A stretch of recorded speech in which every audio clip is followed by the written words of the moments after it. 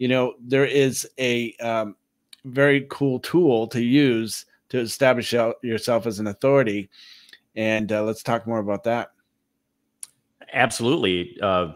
My favorite tool, if that's what you're talking about, and that's a book, using a book as a tool to grow authority. The way I sort of explain this whenever I speak, I usually take out my keys and I say, hey, imagine that this is like the master key to any building you ever wanted to get into, right? Well, what if this was your book, and this book is like the master key to get you in any door that you want? Yeah. So you're the author of this book right here, right? This is Action Brand Marketing. Yep. I want to promote you for a second. Talk a little bit about what that book is and why you wrote it. Absolutely. So this is Action Brand Marketing. It really came from my decades of in the trench work.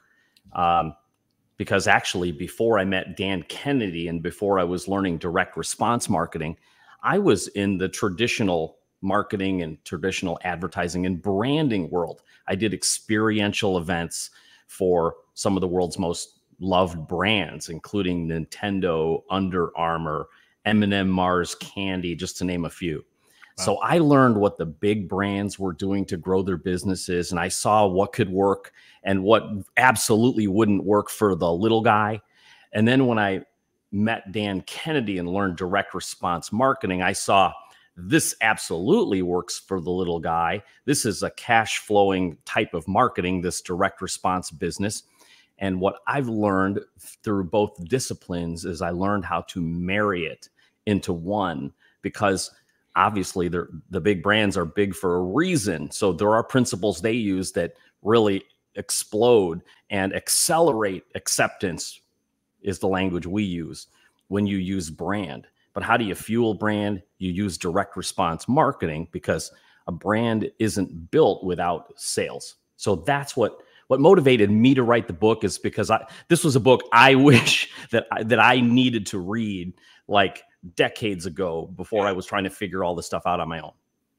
Yeah. One thing that a lot of people don't consider when they have this conversation about authority is the first 6 letters of the word authority are author.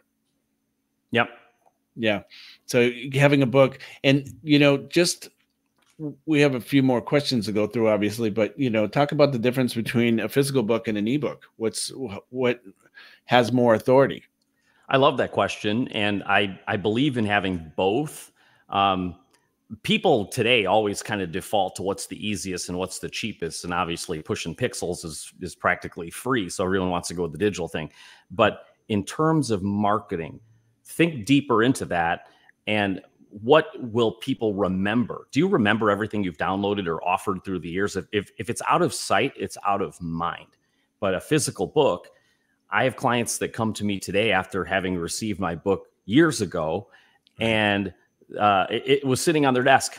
I'll hear that a lot. It's been sitting on my desk. I finally got around to reading it. But hey, at least you got around to reading it.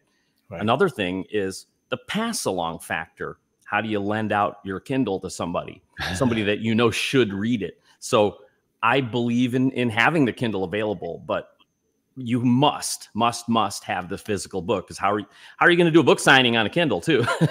You got to have that physical book. It makes so much more of an impact. And I know we'll talk about shock and awe boxes. We talk about that a lot, but that's why you need the physical tool. Yeah. They say that a physical book, mine looks ugly. Mine's an ugly book. The Ultimate No BS Guide to Entrepreneur Success. And by the way, I'll share a story about how I wrote this.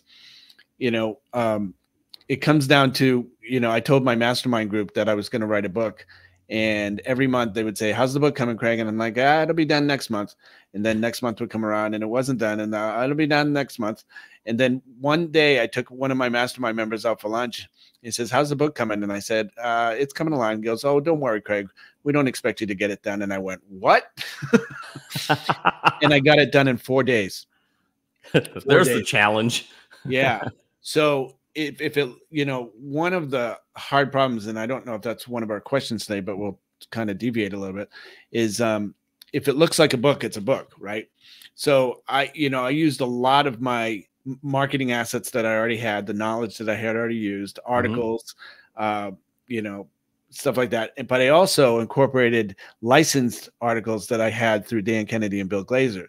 So guess who's also a co-author in this book? Kaboom kabap, Dan and Yeah, Bill. and it comes up every time that someone types in Dan Kennedy. My book comes up as people who bought this book also bought this book. So smart. So, Smart. cool. I like the book. I like that you picked a really bright color.